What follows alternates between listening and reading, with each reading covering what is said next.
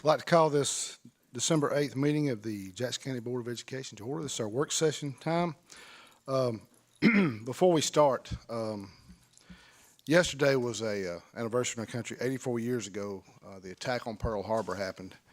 And as we get further and further away from that date, I think it's important to remember those folks that sacrificed in World War II for our country.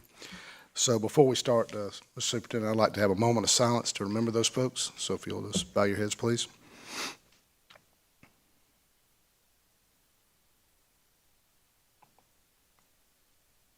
Thank you.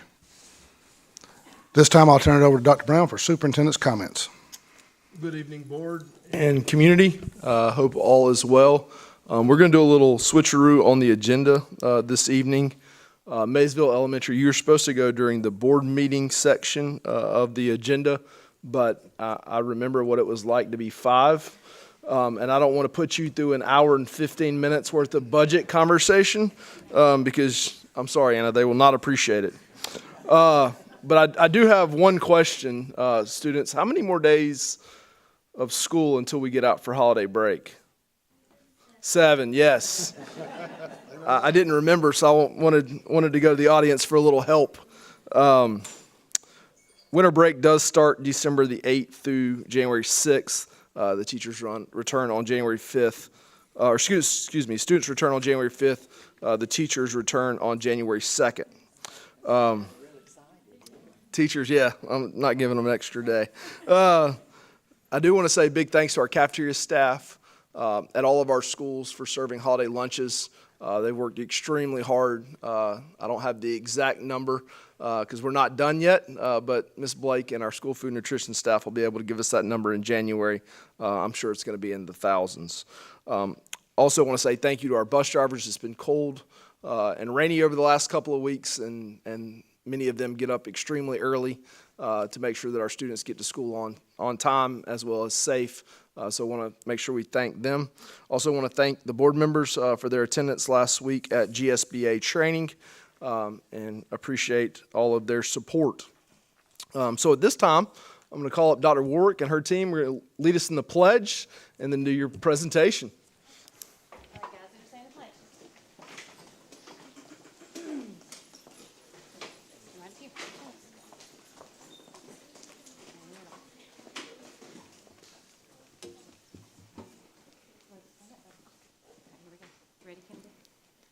I pledge of allegiance to the flag of the United States of America and to the republic for which it stands, one nation, under God, indivisible, with liberty and justice for all.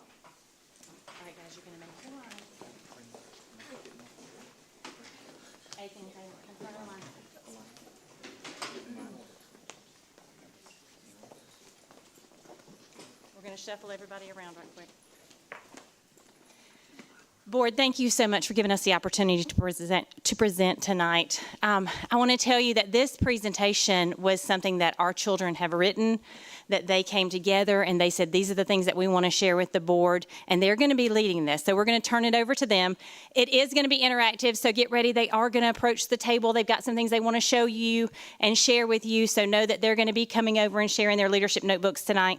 And then we have some things to share with you at the end. So I'm going to turn it over to Aiken and Tatum. Let me grab your notebook. Right here.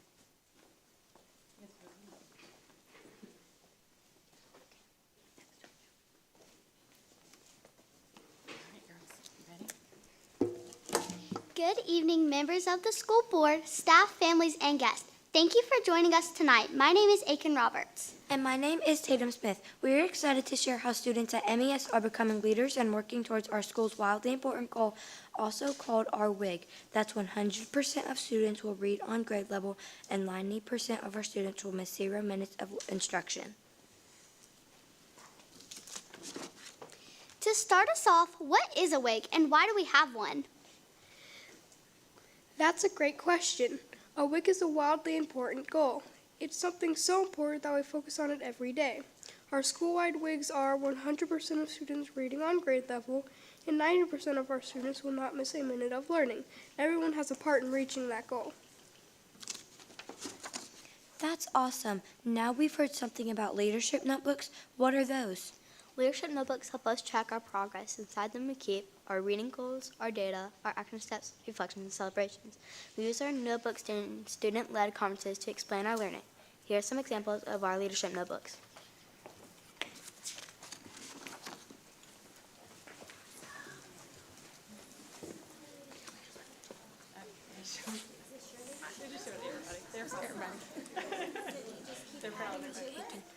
Just like stand next to each other, and then when someone comes up, scoot to the side. Okay, well,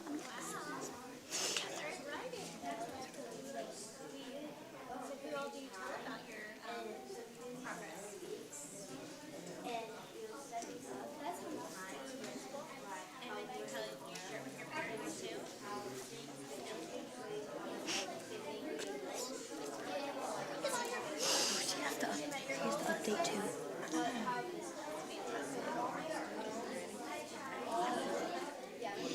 Thanks for sharing your notebooks, everyone.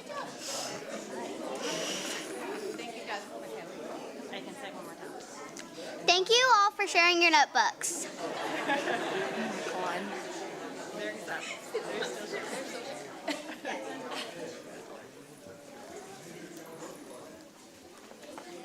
Bellamy went to a superintendent.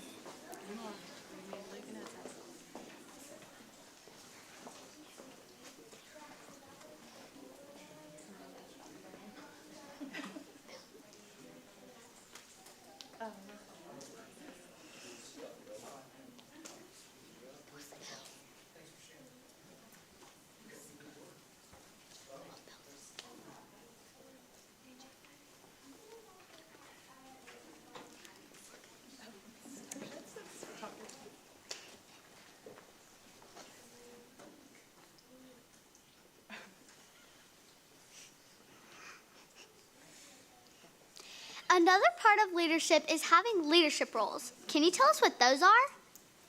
Yes, every student has a leadership role around in the classroom or around the school. Some examples are classroom greeter, technology helper, line leader, library helper, and our cycling team. These roles teach us responsibility and help our classrooms run smoothly.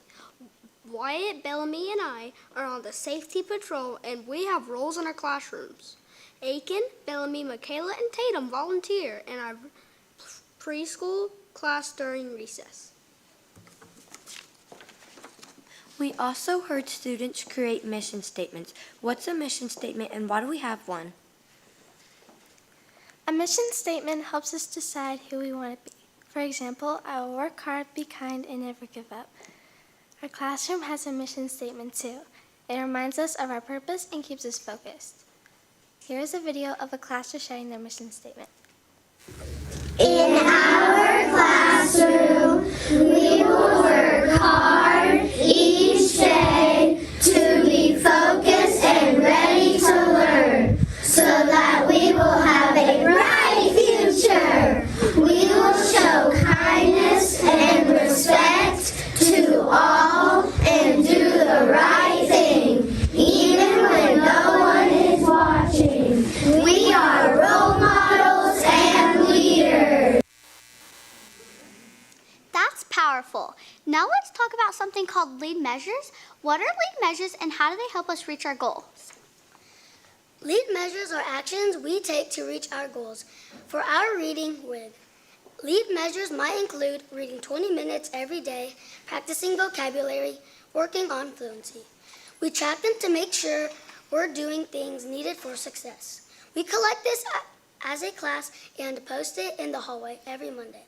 Ms. McEvers' math whizzes collect the information and post the percentages on our school-wide tracker. We celebrate the class with the highest percentage of lead measures during Best Day. Speaking of tracking, we've seen some exciting scoreboards around the school. What is a scoreboard used for? Scoreboards help us see how we're doing as a class. They show our progress toward our WIG.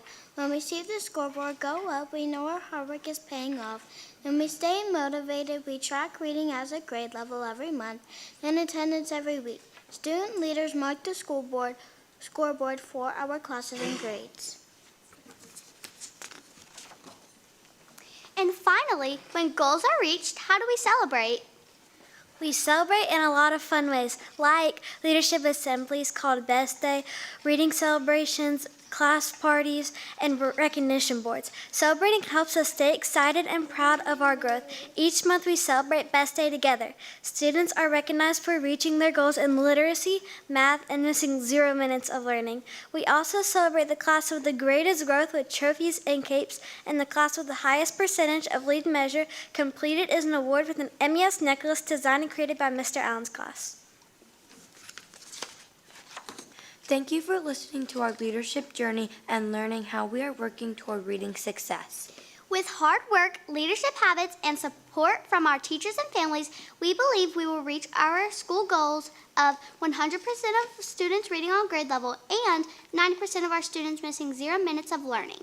We want to leave you with an MES lead measure necklace printed by Mr. Allen's class to encourage each of you to achieve our goals and celebrate our victories.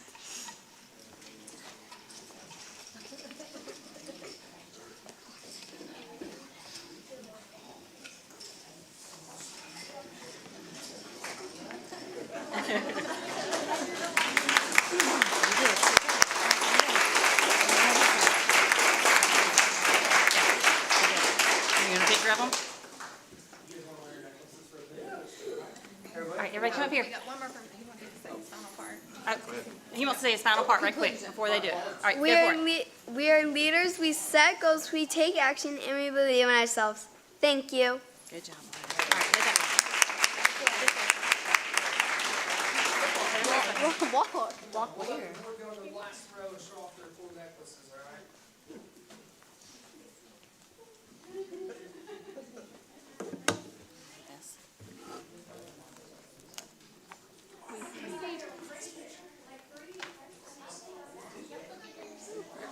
Oh, they can take their picture.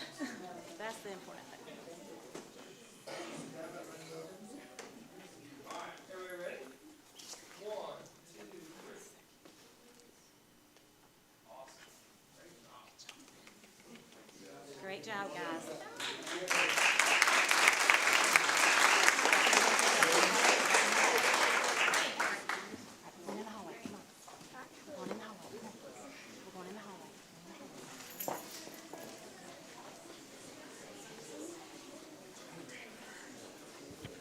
All right, students, as you're walking out, I do want to tell you what a great job you did with your presentation. And a lot of the things that you're learning will definitely pay off into adulthood.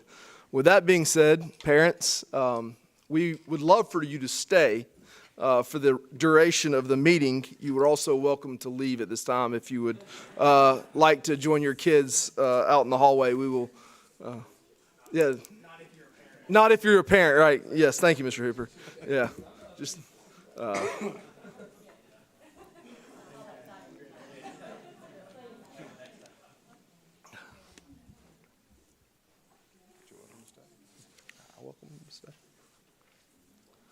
Thank you all very much. Board, as you'll see in the next agenda item there, we do need to elect a board chairman and vice chairman during our regular meeting this evening as well. And that concludes my comments. Teaching and learning?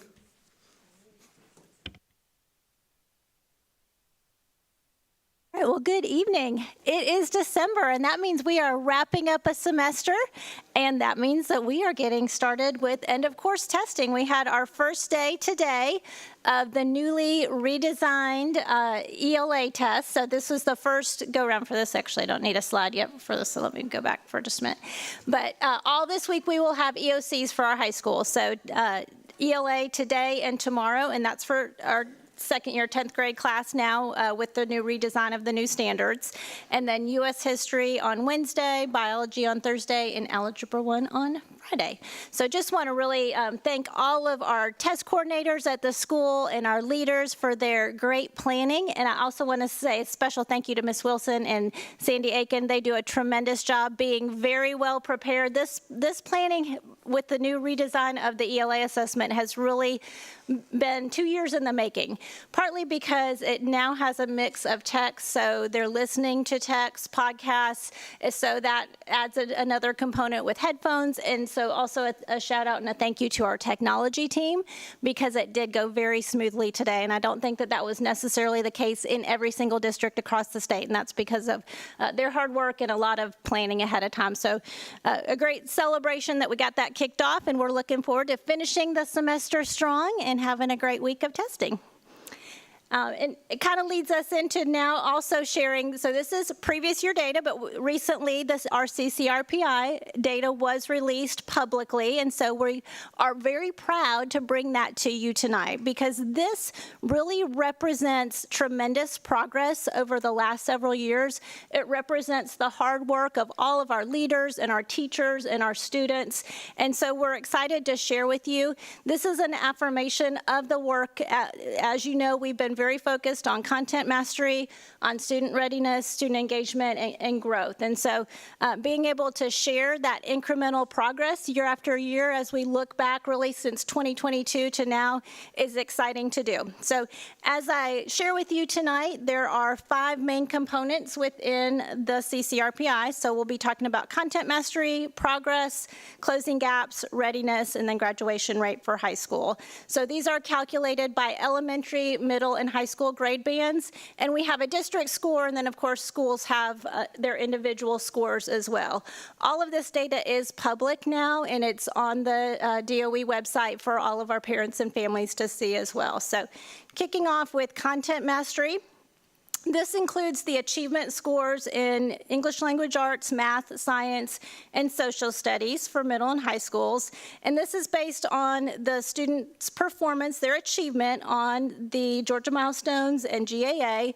And it really represents their mastery of the content for that grade level or that course and their preparation for the next grade level. So as you take a look here at content mastery, if you'll look kind of at the bottom, I know this is a little small for you to see, but we have the 2022 elementary, middle, and high all the way up through 2025. So just to give you just a quick overview of that, because the progress is really tremendous when you look at a 3-year look. And what we're excited to do is let's look, 2 years ahead from now as we continue on this trajectory. What might this look like when we have 5 years of this work?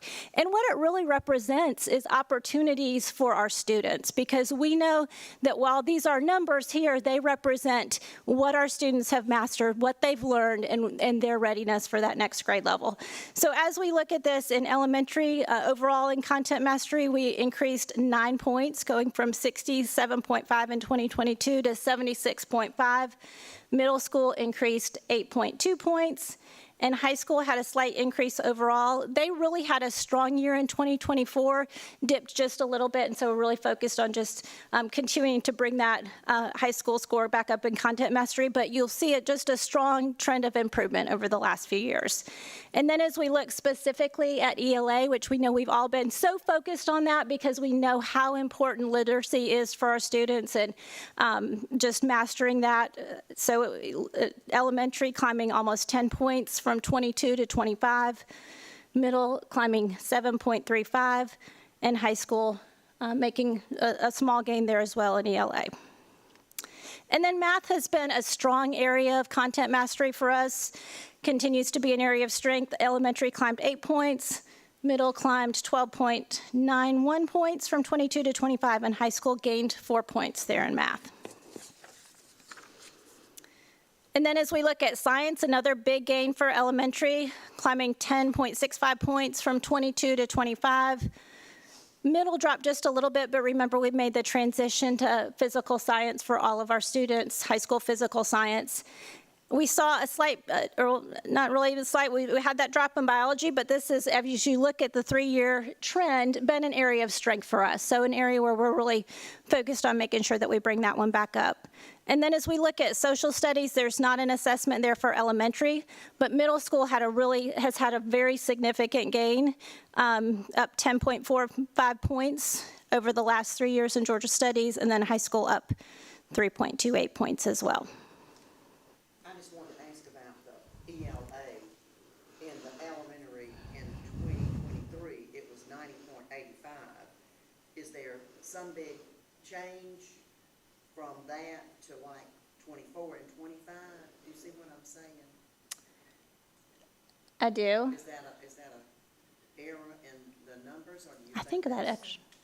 No, I just wondered if the testing was different some way in 24 and 25 than in 23. I mean, I would have to look back and just verify that, yes. but we'll dig into that one for sure. But overall, we truly have seen very good progress with our content mastery. Then if we move on to the next slide, this represents our K-8 content mastery, and I'll just give you a minute to take a look at that. You'll just really see, again, the strong improvement from each of our schools and the significant work of each of those school teams in supporting the professional learning communities, the common assessment work, just the high quality instruction in every classroom. And so that's just something that we're really proud of, and a great celebration. Any other questions with content mastery? All right, next moving on to progress. So this is the component that focuses on student growth. The student growth percentile is referred to sometimes as SGP. So this is measuring student progress in language arts and math relative to their academically similar peers on the Georgia Milestones. So we historically have been very focused on growth, and this has been historically just an area of strength for us. And I think now what we're really doing is let's continue to focus on growth for every student, but let's really also make sure that our students are mastering that grade level content. And then next we have the Closing the Gap section. This is based on ensuring that all of our students and student groups, so our students with disabilities, our English language learners, our economically disadvantaged, are all making improvement gains and maintaining a high level of achievement at all levels. So this is where the state gives us a target. And this one can be a little tricky because if you do well, you get that target bumps up. So sometimes keeping this one high year after year can be a challenge. This is something that we're really focused on. As you know, we've had a very significant increase in our EL population. So that's an area where we've really had to focus and think, how are we supporting those students and how are we seeing those outcomes, because we want all of our students to achieve at that high level.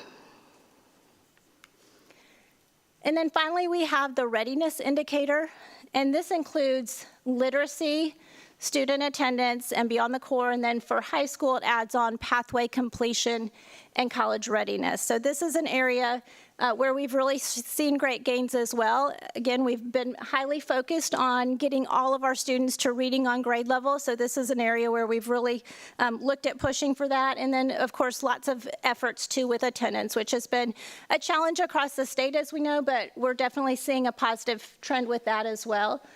And for our high schools, just really the addition of many more of our students taking AP and IB exams and doing well, passing 2 or more, that's just an area where we've really seen a big increase there with readiness. So this very closely aligns to a lot of the goals in our strategic plan as well.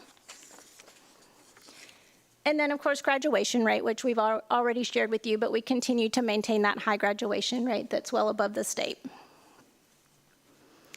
And then finally, just want to, as I just mentioned, all of our indicators, our performance, not quite all of them, but most of our indicators on our balanced scorecard are tied to the CCRPI. And so we've just recently updated our performance measures and our actual data on here, and then adjusted targets where we need to. So we just really look forward to continuing this work, and again, appreciate your support and just the work of all of our school leaders and teachers to stay focused on this, because as we know, as this data continues to increase, that means that our students are really growing and achieving at those higher levels, and that's our why. So thank you for the time to share that with you this evening. Any questions? All right. Thank you, Dr. Hardigree. Todd with Human Resources Principals. We've had many discussions about this data and continue to look at it. And we continue to be excited about the progress that we've made, at the same time keeping our foot on the gas. All right, good evening, board. 'Tis the season in the HR world. We are upon hiring season. So just a quick update for you this evening. Our letters of intent are out and our employees are completing those. They are due this Friday. And just a reminder, that gives us a baseline. It is not something that is a binding agreement, but it is giving us a good idea of any upcoming retirements so that we can start looking at that and planning accordingly. We plan to share with our principals our preliminary allocations when we get back after Christmas, and then that will allow us to post some positions that we need to start recruiting for. And then March will be here before we know it, and that is when our contract renewals will be brought to you for approval. We have our career fair coming up in January. Thank you again for your support in allowing us to hire for some of those known vacancies as early as possible. That has put us ahead of the pack for a lot of our surrounding districts to be able to grab those brightest and best before anyone else does, and we appreciate your support. Our career fair will be Saturday, the 24th of January at Empower. We're going to move to the gym. We're outgrowing the student center for all things, so we are going to move to the gym to allow us to spread out a little bit more and allow our principals to have that space to be able to interact with candidates and not be on top of each other. So, any questions about upcoming HR things? All right, thank you for your support.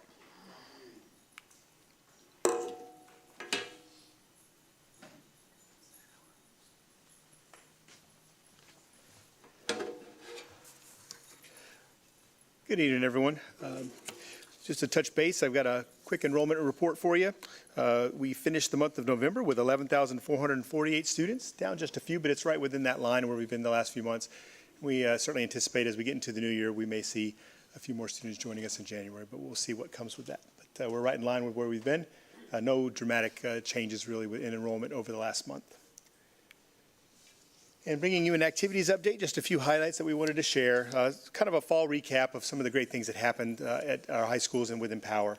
And just some things to kind of look at together. Starting with the East Jackson, just to remind us that our cross-country team at East Jackson, our girls finished as the third in the state, and our boys finished as the state runner-up, and both of them were region champions. So a great finish for our runners and those coaches there. Our football team made the state playoffs at East. Volleyball team also made the state playoffs. Our esports team is competing in the Final Four on Saturday with one of their games, so we're excited for them.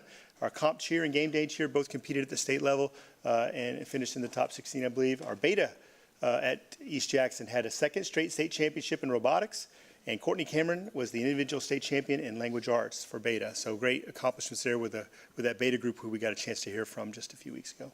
And then, of course, with our swim team, which is just getting underway now, Emma Miller has already qualified for the state meet in 2 events there with East Jackson. So some great things happening in Eagle Nation.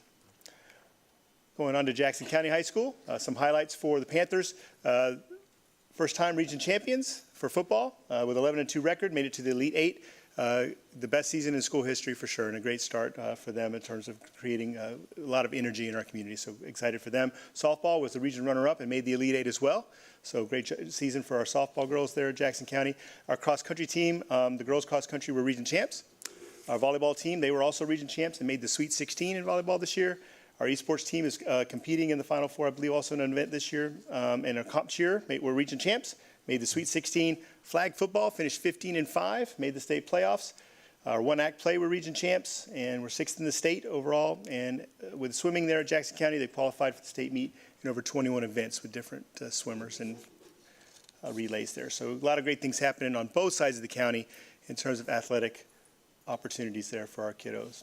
At Empower, once again, just great things happening. One thing we want to highlight was our JRTC. The female Raiders team placed 3rd overall in the state in their competition just a few weeks ago and finished 2nd in the rope bridge. So great finish for the girls Raiders team. For Skills USA, I believe it's Nyasia DeBrew from East Jackson was first place in the job skill demo. And Carter Alago and Logan Dove from Jackson County High School finished third in the Teamworks competition for Skills USA. We're very excited to have 6 of our students from Empower participate at the Georgia Youth Assembly. And that was the first year that we've done that, and I think it was a great experience for those young people and exposure to how the legislative process works and kind of how bills get passed and all those kind of things that they were able to participate there with that great opportunity at Georgia Youth Assembly. And then our FFA. Jackson Empower FFA had some more accomplishments in the past month or so. We were named a 3-star gold chapter recognition with Aubrey Menard from Jackson County High School placing first in employability skills and farm management team placing 10th at the area career development event. We also had Gavin Gibson from East Jackson High School with the 2nd place in the Jackson EMC electrical wiring competition. Best part of my month is getting to come up and talk with you guys about some of the great accomplishments that we have going on at our schools. There's so many great things happening. So proud of our students and of course our staff as well for supporting them, but more things to come as we continue into the 2nd semester. Any questions about activities or enrollment? Thank y'all.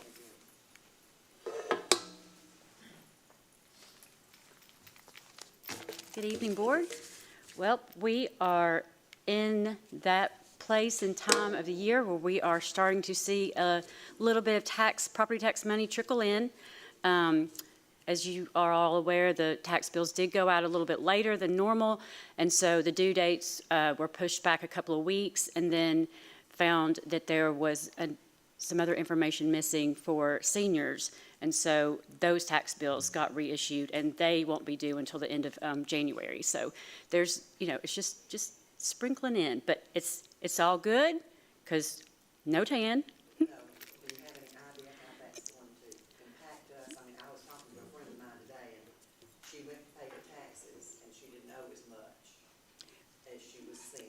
Yes. So it's only on the bond side. It's on the debt, on the bond side of it. So we had already overestimated, overprojected those exemptions, so it shouldn't have any impact on our projections of what we've been looking at number-wise. So we're good. We're good. Sometimes, overprojecting, making the numbers a little higher than what they should be sometimes helps. But they've gotten a new program, and so the consolidated digest is completely different and it looks different, and so there were pieces that were hard to determine, and I couldn't get straight answers on it, so we just used the best number we could, and luckily it was a little higher than we found, but it should have been, because that was not on some of the tax bills. So, but as you can see, SPLOST is down again. Again, the past 2 months are completely related to these audits that are being done. Businesses that are requesting audits that they feel like they've overpaid their sales tax. And so last month it was around $92,000 that our deposit was reduced for audit adjustments. This month it was $209,000. Yes, so almost $300,000 in the last 2 months just with audit adjustments. Now our revenue, the gross revenue, is right in line with what we've been seeing. So luckily it's not any kind of dip in activity. It's just these audit adjustments, and we have, Dr. Brown and I have submitted a resolution to the Department of Revenue requesting additional information related to these audits, and they won't give us, they can't divulge specifics, but they can at least give you the industry, the area that those businesses are in, so that we can kind of figure out, is this something that's going to keep on going, or are these a couple of adjustments and that's it? And so hopefully in the next 30 or so days we'll get some more detail from Department of Revenue. And we've spoken to Jefferson City Schools, Commerce City Schools, and the Jackson County government. And all 3 entities have seen the same thing that we're seeing in regards to the decrease with an audit. Mm-hmm. So, but obviously just with the amount, it's a big organization of some kind. And hopefully, like I said, when we get these additional records from Department of Revenue, we'll be able to dig a little bit deeper and see what's been happening. And then with our financial overview, the summary, you can see that expenditure-wise, we are in a really, really good place. I think Dr. Brown might have threatened some people about spending, so it's kind of slacked off a little bit the last couple of months. But if you take out those open purchase orders, we're actually at 40%. With our expenditures compared to budget, and we're at 42% of the year completed, so we're 2% under. So that's a good thing. And then again, over the next few months, we'll start seeing big numbers in that first line under revenues, and that kind of leads me into this, where we look at the fund balance, and it's so hard between November and January to compare. The timing is such a huge factor between those 3 months, and when those monies come in, when they disperse them, how they disperse them, how quickly. Sometimes they do it every 2 weeks. Sometimes they send money every week. So it's really a timing. So those 3 months are hard to compare month over month or even year over year, because of course last year the tax bills went out on time, so we collected a significant amount of tax money during November, and this November none, zero. So, but we're in a good place. We have this first week of December, we have gotten some revenue from the tax commissioner. So, all is good. We will pay people in December. We do not. No, we're in a great place. Any questions? Okay, thank you. Facilities and operations.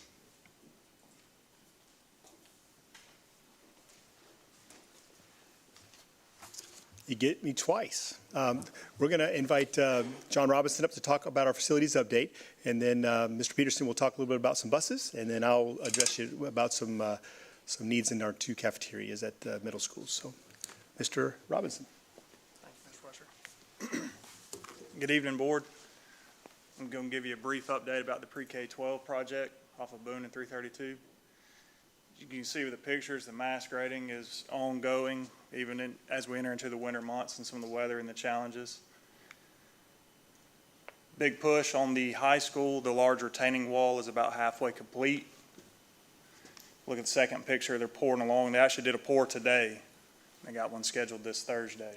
So they're moving very well with the good weather this week. This photo, the stormwater and sewer pipe is ongoing throughout the southern half of the project, progressing well on that as well. Bottom photo just shows a little more progress on the grading on the southern half of the site. A couple more photos that just show the progress of the grading. Got a very good GC and subcontractors out there taking care of our county. Move on, it's very fitting you had Maysville here today, because we got great things going on at Maysville Gymnasium. I think you saw last month where we upgraded the floor in that facility. Over Thanksgiving break, we took the time to go ahead and repaint the entire gymnasium on the inside. The top photo is a before of the ceiling. Bottom photo is an after of the ceiling. Got 2 more photos here of some walls and panels. It is a completely new space, and those kids and staff are very excited in that school. Any questions? Thank you for your time. Yeah, I have a couple, John. So you've been out the site, I guess, a tremendous amount. We good on erosion control? Yes, sir. All right.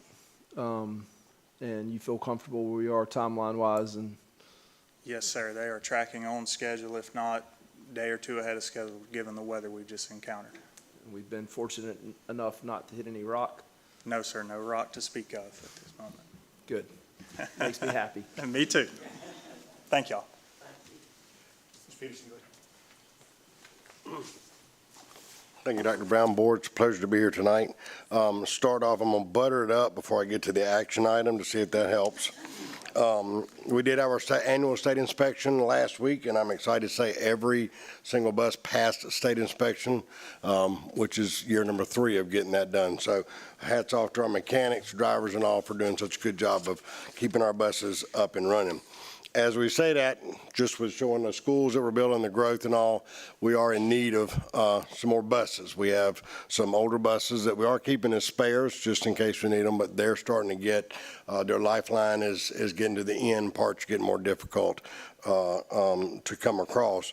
So I'm asking that we are able to purchase 5 new buses. We did reach out, I did send out an RFP for our 3 bus manufacturers. There are only 3 in the state of Georgia that are certified to sell full-size buses in Georgia. That is International, Bluebird, and Thomas. I only got 1 response back, and that was from Peach State. That's a Thomas bus with a cost of $148,821 per bus, which would be a total of $744,105 for those 5 buses. They are 78 passenger buses. We also looked at that as far as growth. We can get a couple more on the buses. So ask for your consideration in approving that action item. Any questions? Well, I'm just curious, if this is more, what is our standard size of 72 passenger. 72? Yes, ma'am. So is this a new thing that they're building? They started a couple of years ago, and actually what it is, the bus is about the same, the bus is the same size. It's just a shorter space, a little bit smaller space in between the seats to accommodate, to allow. So, Just like they do on the airplane. right.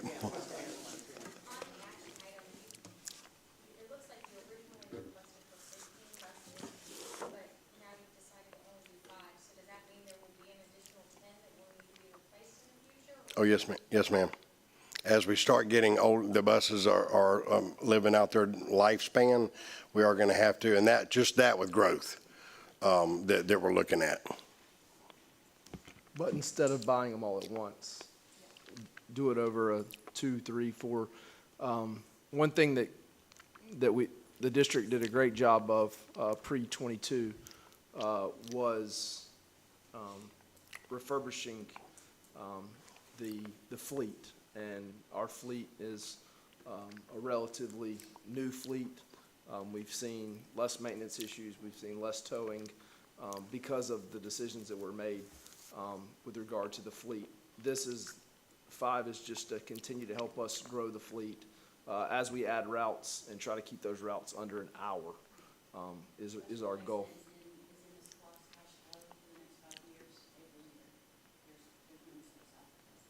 And there's also bond money from the state as well. That is actually paying for 3 special ed buses. But these are all regular buses? Yes, ma'am. These are all regular ed buses. Yes, ma'am. Dwayne, what's the typical mileage that a school bus lasts? The average is about right around 275,000 miles. And that's when you start they start wearing out. And it's really costs more to repair than to actually to update them. And then there was a time when we were having to drive them much longer and we were paying Yes, a ma'am. lot of money for towing and repair. Yes, ma'am. I've seen buses at 400,000 miles. Yes, ma'am. We appreciate what the board does for us. Yes, sir. 2 questions. First, what is our fleet made up of? We're getting Thomas's. Is that the majority of what we have? Also, why only the 1 bid? Why not the other 2? That was the only one. The 1 bid is, that was the only one that responded. They were sent directly to the salespeople for each of our vendors. They're the only ones that did respond. We have a majority of internationals right now. And Thomas, that in my years of doing this, has actually been the lower bidder over the last 20 years that I've been doing it. So maybe the other 2 said, well, we weren't going to win anyway. I don't know. They just didn't respond. Peach State is Jefferson. They're Thomas. Yes, sir. Any other questions? Thank you. Thank you.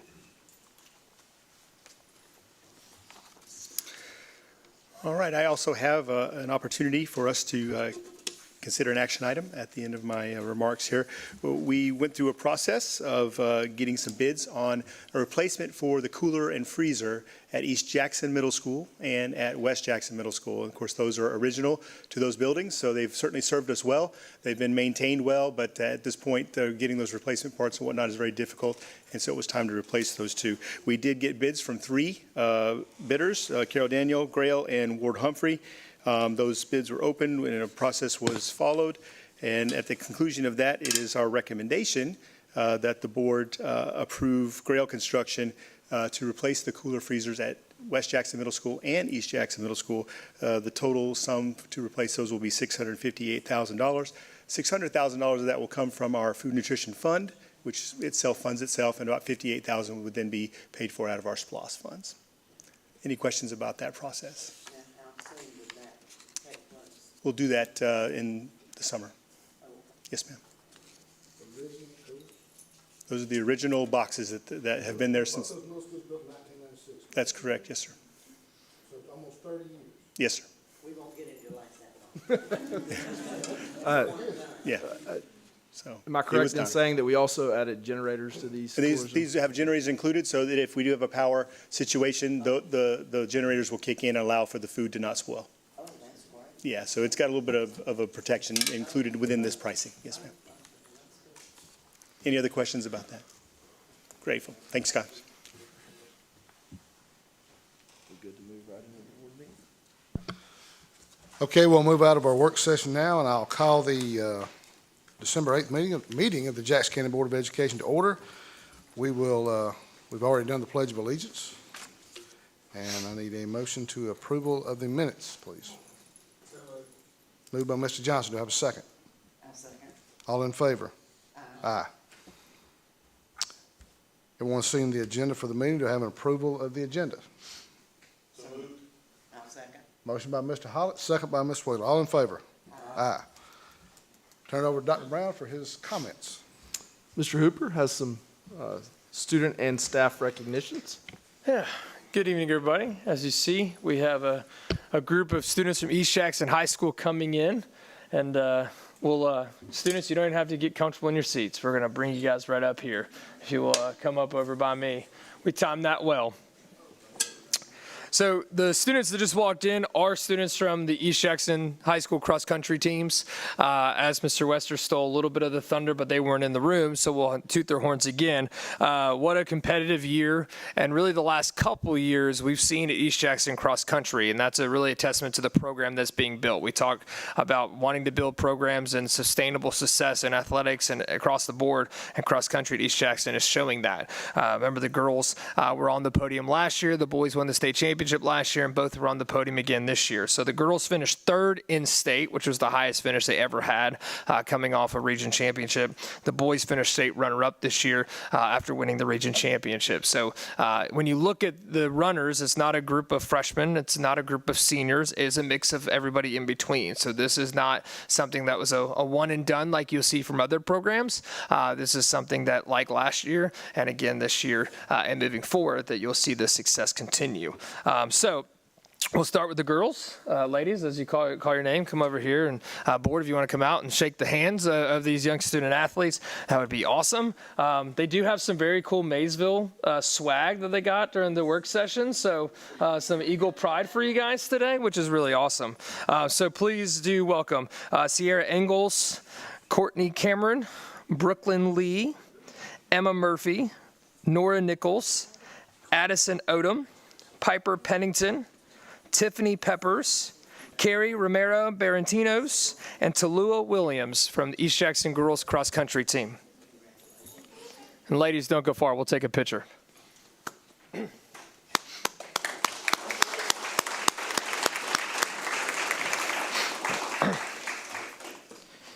From the boys team, please welcome Dallas Brooks, Cade Brown, Landon Brown, Warren Dutzman, Raider Hanna, Braden Harley, Michael Keller, Logan Korb, Colin Ramsey, Camden Rinke, Christian Smith, and Levi Walker. Again, this was your 2A runner-up team. I want to recognize their coaches, Coach Tommy Satone, Chase Kennedy, Chandler Kennedy, Scott McCall, Melissa Pennington, and Bob Roller, the coaches for East Jackson Cross Country.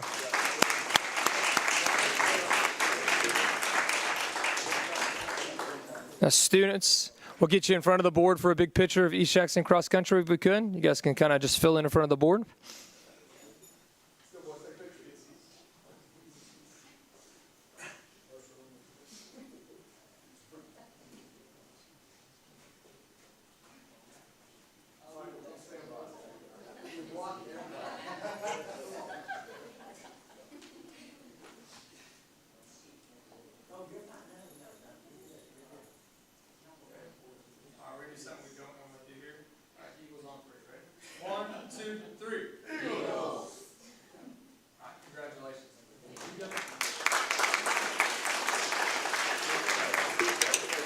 They're just staff, if you want to go back in. All right.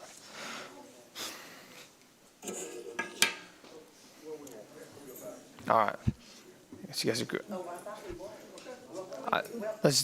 Stay right there. Everybody listen to Ms. Wheeler. You stay right there. There we go. That's a good one. All right. So we do have one staff recognition tonight, and that is Ms. Lisa Stevens. Ms. Stevens, please come up here, please.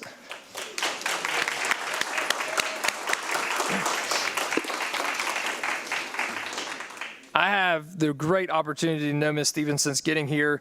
She came to me my first year and said, please be a mentor for a young man at Jackson County High School. I was happy to see him the other night at the football game. He was back from the Marine Corps to spend Thanksgiving with his mom, and it was really great to see him. And it was really that connection that I have with Aiden is because of you. And there's so many of people that are in this community and in this room right now that feel that way. There's 190 kids being served right now inside Jackson County by Legacy Youth Mentoring. Now, some of them have mentors might have multiple students, but there's 190 kids being served right now by Legacy Youth Mentoring. And the reason Ms. Stevens is up here is because we know how great she is in Jackson County. The school systems know, and Jackson County Area Chamber of Commerce recognized her as the Woman of the Year for Jackson County the other day. And that's a big round of applause for that. Very well deserved. And I know I speak for everybody, again, like that connection I have is something only because of you, and I know there's so many people, and everybody here says congratulations and thank you. And when we got the text, the celebration was awesome. We saw her park her car at the office with her husband, and I rallied everybody and said, everybody go to the back right now, she's back there. And the applause that you got from the office was awesome, and it just shows how much we appreciate what you do. So thank you very much, and thank you for being here. Yes, all right. And that's all I have for you. Thank you, board.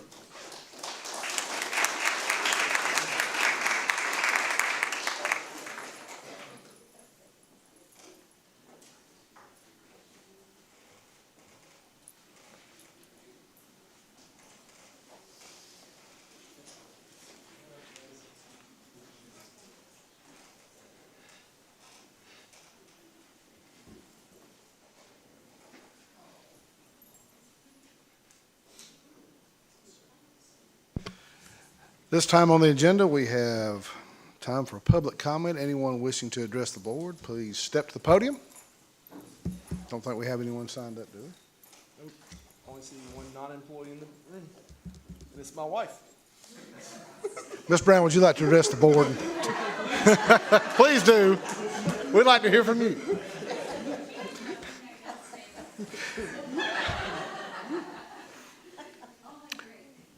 Seeing no one that wants to speak to the board, we'll move on to item. You got me pretty good. Threw me off pretty good. Item 7, action items. Recommendation to select a board chairman for 2026. Do I have a recommendation? Mr. Chair, I have a recommendation we re-elect Ricky Sanders, our chairman, and Lynn Wheeler, our vice chairman. Do I have a second? I'll second. Motion by Mr. Johnson, second by Ms. Mullen. All in favor? Aye. Item 8, consent agenda items. Board, you've had a chance to look over the agenda for the consent agenda. Do I have a motion to approve these? So moved. Moved by Ms. Wheeler. Do I have a second? Second. Mr. Johnson was the second. All in favor? Aye. Board, we have a need for executive session for the superintendent's evaluation and personnel action. Motion to go to executive session. So moved. Moved by Ms. Mullen. Do I have a second? I'll second. Second by Ms. Wheeler. All in favor? Aye. So we will go to executive session. For those of you who are going to leave, because we'll be in there a few minutes, I want you to have a very Merry Christmas and a Happy New Year, and we'll see you in 2026.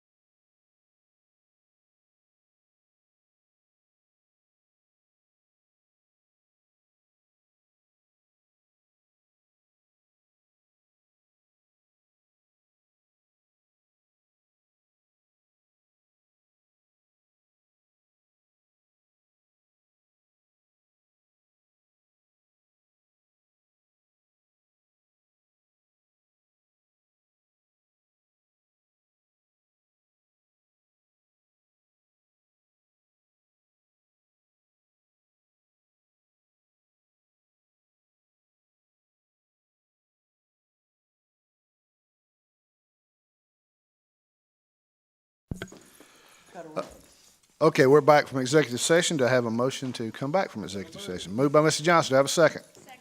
Second by Ms. Bowen. All in favor? Aye. Do I have a motion on the personnel recommendations by the superintendent in executive session to approve? So moved. Moved by Ms. I'll do a second. She did the second. Ms. Mullins, second by Ms. Wheeler. All in favor? Aye. Also to inform everyone, Dr. Brown received his evaluation. It was exemplary on all areas, so that will move us forward. Yeah. And with that, Give him a 3-year contract. and we'll extend his contract another year, so we'll have him for 3 more years, counting this year, hopefully. Stay. And with that, thank you, Ms. Hardigree. Thank you, Amanda. Thank you, Mr. Wester, and you folks in the back for staying with us till we came back. And we are adjourned. Merry Christmas.